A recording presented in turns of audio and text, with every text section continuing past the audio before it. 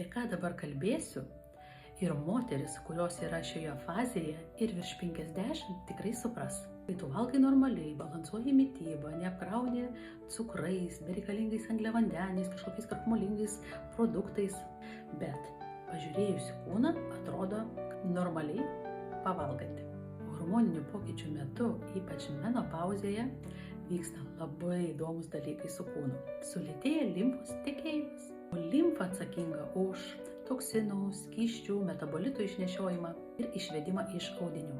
Tai tokie pojūčiai labai nemalonus, sąstovis pilve, klubų srityse, toks pūtimas, ryte gali būti ir veido tinimas, kartais sunkios kojos. Tai palaikymą galim duoti ne tik sportu, ne tik mityba, bet ir natūraliomis priemonėmis. Mano atradimas – Fenel, vertinamas dėl detoksikuojančio, spazmus atpalaiduojančio ir skysčių apykaitą balansuojančio poveikio.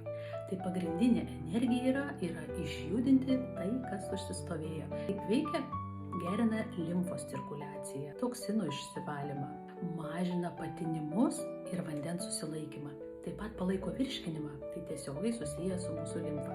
Nes 70–80% mūsų limfos teka virškinimo srityje. Žodžiu, tonizuoja skysčių apykaitą. Gaunasi toks natūralus drenavimo efektas. Kaip naudoti? Aš tiesiog lašinu į kapsulės. 3–5 lašai. Pradėkit nuo 1–2 pakaks.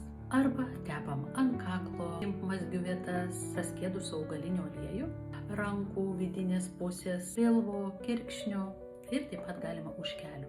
Arba tiesiog padaryti viso kūno masažą. Jau po keletos kartų pajusi savo apimčių sumažėjimą.